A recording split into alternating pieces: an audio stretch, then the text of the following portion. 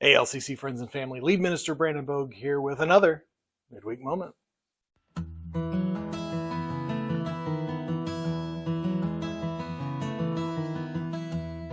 Well, today's going to be a little bit different as far as our Buzzwords series goes. See, up until now, every week we've highlighted one particular word, and we have looked at what that means. We've looked at what it means as far as our faith goes and how to maybe even apply that word into our faith. But it's Easter week, right? So we got to do something a little special for that. So just for this week, you're actually getting 2 buzzwords. But really the reason why we're doing 2 is because these 2 words have kind of become so intertwined with each other. They've become almost married to one another within the church, to the point that a lot of Christians don't really know that these 2 words have 2 completely different meanings from one another. Those words are grace and mercy.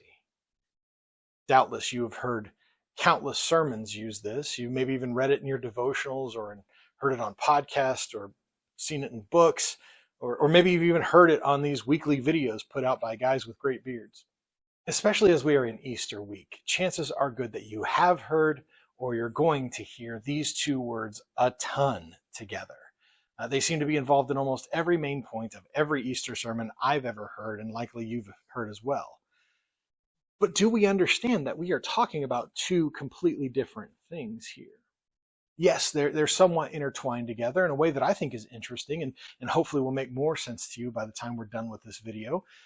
But I think the reason why they're so intertwined, why we've married these 2 words together, is because, well, really they're 2 sides of the same coin.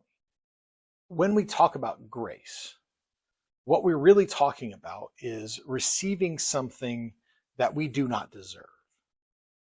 Right? Grace ultimately means that you and I receive something that our actions, our behaviors indicate that we do not deserve to have. Try to think of it like this way.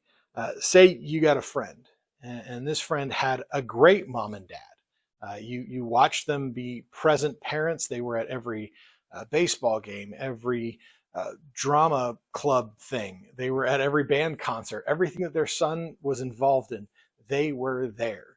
You saw them at home be great parents who were loving and supportive and compassionate to him. But for whatever reason, their son, every opportunity that he can get, he badmouths his mom and dad. He'll tell anybody who will listen to him about what terrible parents that they were and about how they were so oppressive to him growing up and how he didn't feel like he could breathe half the time around them. He hated living with them. He hated being around them. And let's even go so far as say he's not just saying that around his parents, that he's even saying these things to his mom and dad's face. These 2 people who've done nothing but love and support and care for him his entire life. He'll sit there and yell at them and tell them what awful parents that they are and how he can't believe that they could look at him in the eyes and have no guilt or shame in the way that they raised him. Again, even though you know they were really, really good to him. And then let's say life kind of kicks him in the teeth, right? He loses his job. He gets an eviction notice on his apartment. Everything just falls apart for him, and he has no idea what to do next. And he gets a text message, and that text is from his mom, and that text reads, "Hey, we've heard what's going on. Come home. We're going to work through this together. We love you." Those parents who he did nothing but badmouth and disobey at every opportunity that he could and talked about what awful people that they were, are willing to open their homes open to him, to bring him back under their roof, to make sure that his bills are paid, to make sure that he gets food in his belly, and that he has a roof over his head. All his actions have done is shown why he does not deserve the parents that he has. And yet, his parents love him so much that they're willing to bring him home when he needs it most. He does not deserve the love that they are showing him. That's grace. Mercy is, again, kind of the flip side of that. When we talk about mercy, we are talking about not receiving that which we do deserve. Right? Mercy is not receiving the punishment that your actions, your behaviors, or even the consequences of your actions and your behaviors indicate that you very much deserve. There's an example of this that's kind of been floating around the internet for a while, so maybe you've heard it already, but a guy is arrested for drunk driving. Now, as you know, drunk driving is a hugely serious offense. Drunk driving has resulted in thousands and thousands of people's lives changed completely because of the actions of one intoxicated driver. It is a very serious offense and therefore needs to be treated as such. And so let's say this guy is arrested for drunk driving and he is standing before the judge, and the judge is berating his actions, justifiably so, telling him how he can't believe he did this and what was he thinking and how could you be this dumb. And this judge wants to make an example of this guy.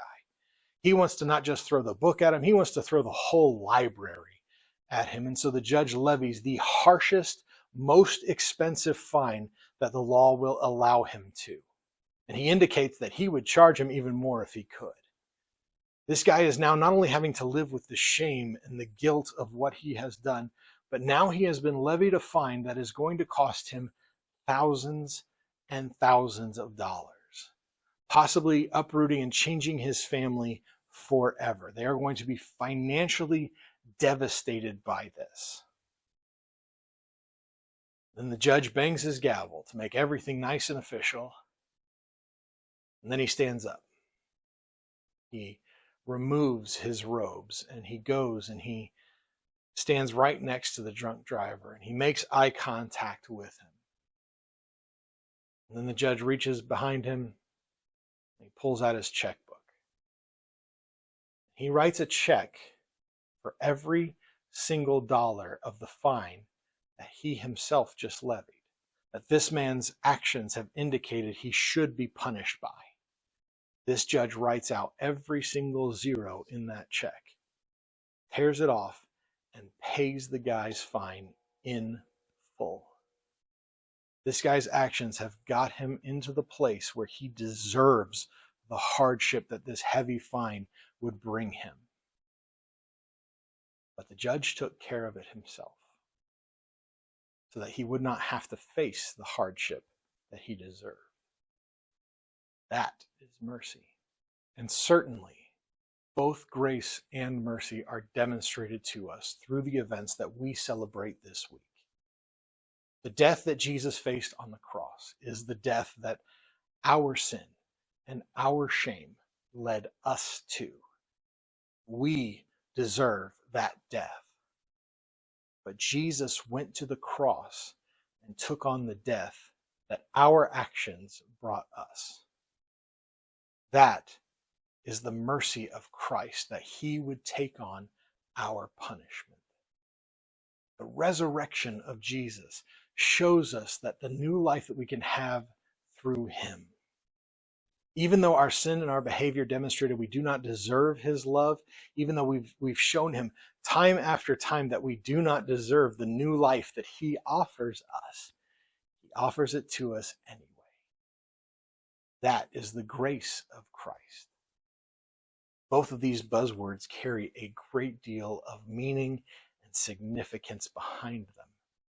Both are demonstrated through the actions of Easter week. This has been your midweek moment. Take care of yourselves and each other.